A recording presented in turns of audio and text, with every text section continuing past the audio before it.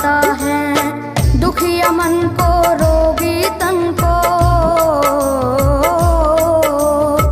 दुखिया मन को रोगी तन को मिलता है आराम आपके चरणों में। हे गुरुदेव प्रणाम आपके चरणों में, चरणों में सारे तीर्थ धाम आपके चरणों में। हे गुरुदेव प्रणाम आपके चरणों में।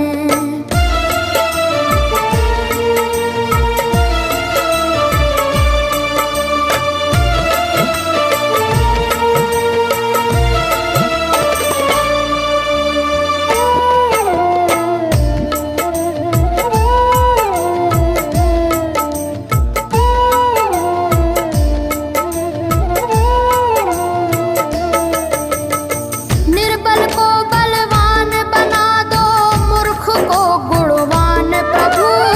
निर्बल को बलवान बना दो, मूर्ख को गुणवान प्रभु। देव कमल और बंसी को भी ज्ञान का दो वरदान प्रभु, ज्ञान का दो वरदान प्रभु।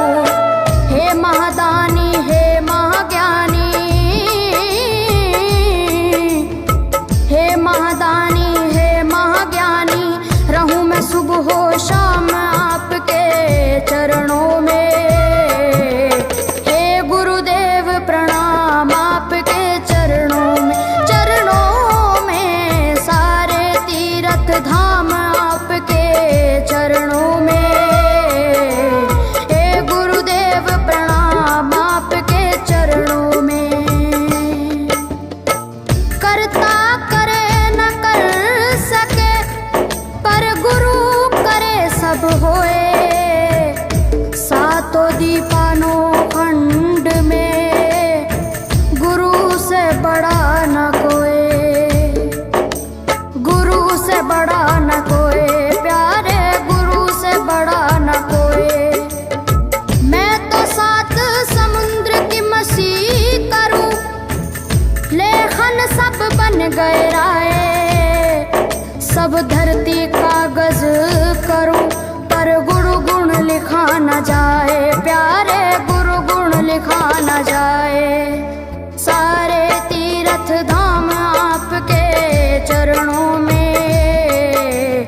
हे गुरुदेव प्रणाम आपके चरणों में, चरणों में सारे तीर्थ धाम आपके चरणों में। हे गुरुदेव प्रणाम आपके चरणों में। मेरे बाबा हाय, मेरे बाबा, मेरे बाबा, मेरे बाबा, मेरे बाबा।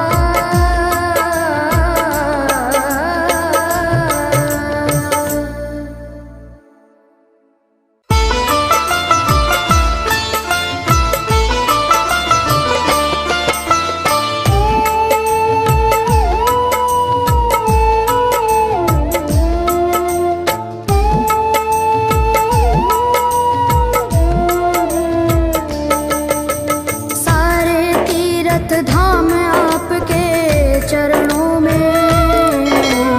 हे गुरुदेव प्रणाम आपके चरणों में, चरणों में सारे तीर्थ धाम आपके चरणों में। हे गुरुदेव प्रणाम आपके चरणों में।